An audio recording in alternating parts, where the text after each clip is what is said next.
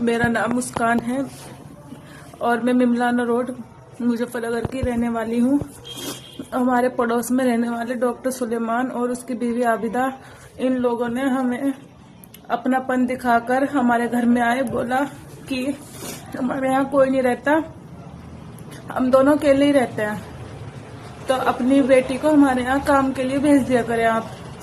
तो मेरे मम्मी ने इजाजत दे दी, क्योंकि मेरे फादर तो यहाँ थे नहीं, वो गए हुए थे बाहर काम के लिए। वो बेचारे हमारे लिए काम के लिए विदेश गए हुए थे, कुवैत। इन्होंने अपनापन दिखा के हमें अपने घर बुलाया और एक दिन धोखे से मेरी तबीयत खराब हुई।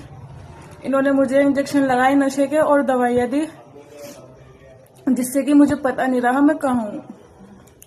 20-25 मिनट के बाद मुझे पता नहीं रहा मैं कहाँ हूँ और मुझे कम से कम 2.5-3 घंटे बाद जाके होश आया। और जब मैं उठी तो देखा कि मेरे शरीर पे कोई कपड़ा नहीं है। इन लोगों ने मेरे साथ गलत काम किया, डॉक्टर ने मेरे साथ बलात्कार किया, बहुत बुरी तरह मेरी हालत की इसने। और जब मैंने उसको बोला कि ये क्या है, तो उसने मुझे मेरी वीडियो दिखाई अपने फोन में निकाल के। उसने मेरी कपड़े हटाकर वीडियो बना रखी थी और मेरा बलात्कार किया।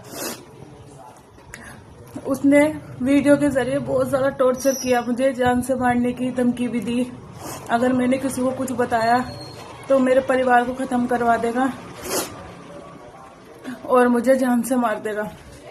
तो इस डर की वजह से मैं किसी को कुछ नहीं बोल पाई, उसका टॉर्चर सहती रही।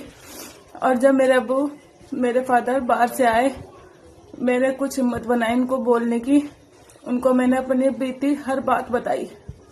उन्होंने सुनने के बाद महसूस किया कि मेरी बेटी के साथ गलत हुआ है, तो वो मुझे लेके यहाँ से थाना कोतवाली में लेकर गए।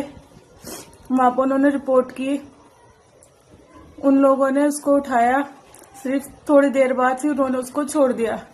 उसके बाद हम गए, अगले दिन फिर हम गए कप्तान सर के यहाँ पर। वहां पर भी हमने अपनी कंप्लेन दी, लेकिन उन्होंने भी कोई हमारी कार्रवाई नहीं की। हमने 3-4 जगह अपनी कंप्लेन लगा रखी है, लेकिन अभी तक कोई सुनवाई नहीं है। मुझे मोदी योगी जी से पूरी उम्मीद है कि मुझे इंसाफ मिलेगा, लेकिन मुझे कोई उम्मीद नजर नहीं आ रही। मेरे साथ हुई ज्यादती का मुझे बदला मिलेगा या इंसाफ मिलेगा, कोई भी मुझे उम्मीद नजर नहीं आ रही। इसके बाद मेरे पास सिर्फ एक ही चारा है, वो है आत्महत्या का। मैं अपना आप को जला के खत्म कर लूंगी अगर मुझे इंसाफ नहीं मिला।